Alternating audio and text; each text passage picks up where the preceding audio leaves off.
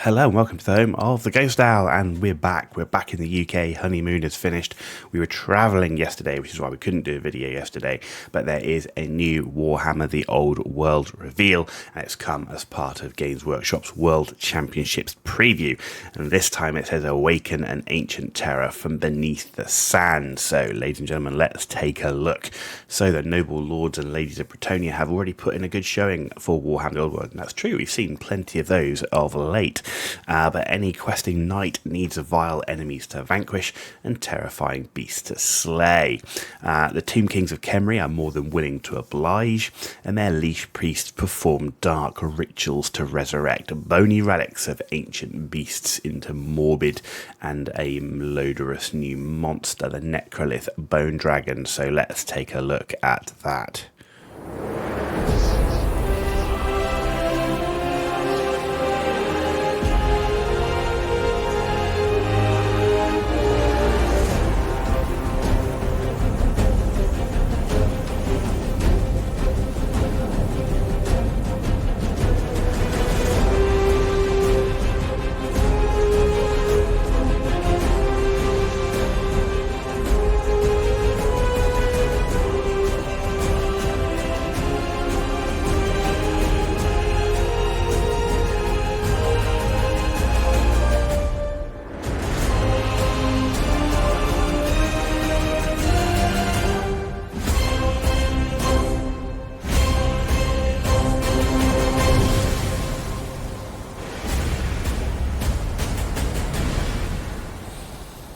Unleash the curse of Nagash.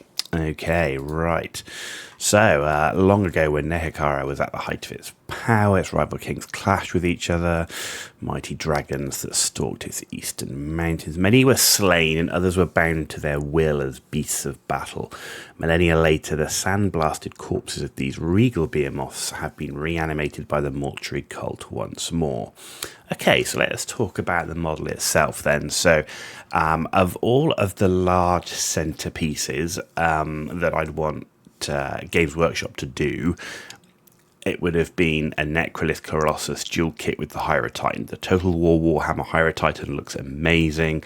It's different in terms of the way it plays. It's kind of like this magical monster. So that would have been very cool. So a little bit bummed out that it's not a Hierotitan, especially since we didn't get one before, and yet it was in the book. But let's talk about this one.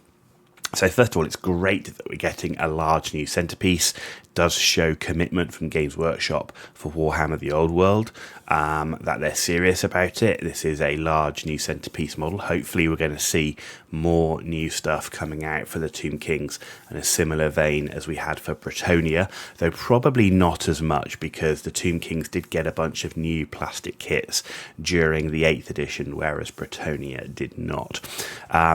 So the model itself then, if we take a look at the dragon, I actually like the posing of the dragon. It's not sat up in the air, it's actually quite low down, which is nice.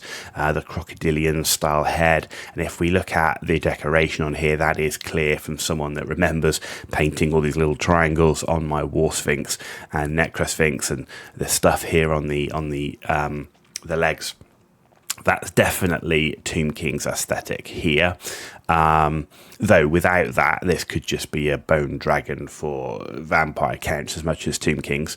The Howdah on its own and the Tomb King, I mean, all look fine, very Tomb King-esque, very Tomb King aesthetic. This is basically Necrosphinx wings hanging down here with the hieroglyphs on, so that's all fine. What looks kind of odd is the way the Howdah is mounted on the dragon. They don't look like they're two separate pieces being stuck together a little bit, and you kind of think, well, these spikes, it'd almost be better if the spikes in the back weren't there and the Howdah was mounted straight to the back. The other thing is you don't typically see dragons with a Howdah because the way they move and fly, you typically ride the dragon. So yeah, would it have been better putting it in the same pose as a snake surfer on the back with some reins coming? I don't know, but I don't know. Individually, they're nice. It's just how they join together. I'm just not sure.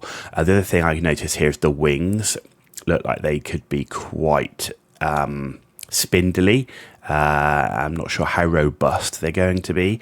And so having these packed correctly, I think, is going to be very, very important. That could be a problem moving this in transit without breakages.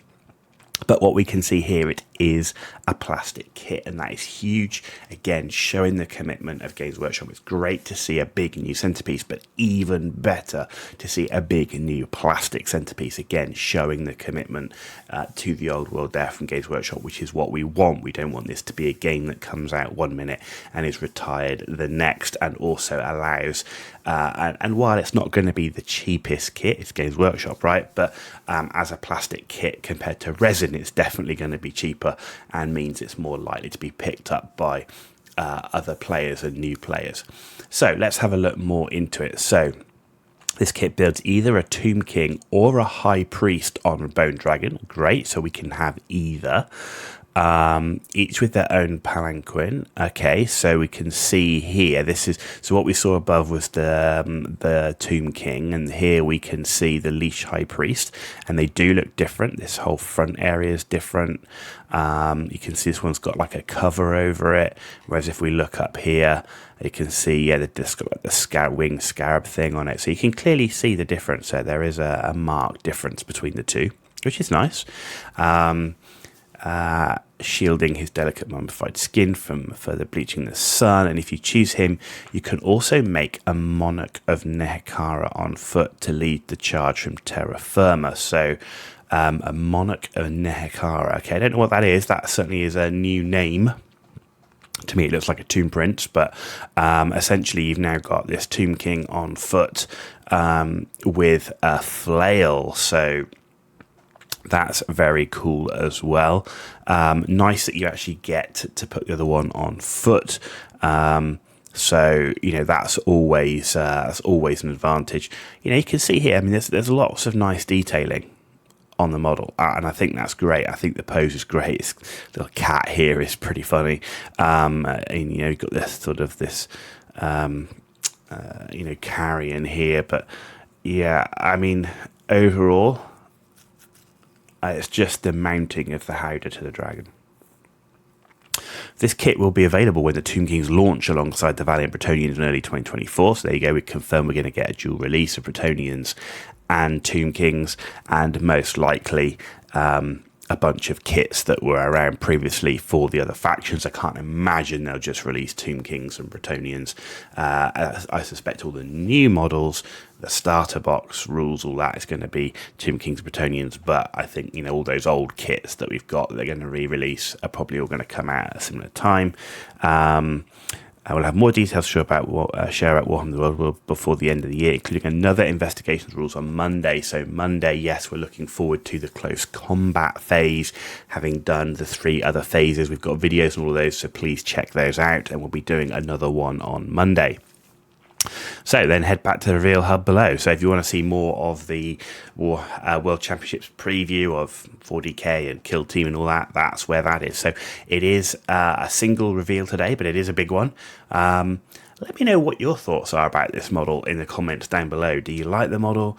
Do you, you know, what do you think about its robustness?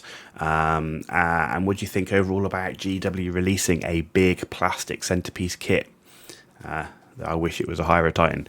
There we go, and that's it for the reveal today. I hope you've enjoyed the video. If you did, give it a thumbs up. If you didn't, give it a thumbs down. Let me know why in the comments down below. And as always, if you want to see more of this content, please hit that subscribe button. Totally free for you to do. Means a huge amount for me, so thank you for that in advance. You've been watching The Ghost Owl. Tune back in on Monday for some more Warhammer The Old World content.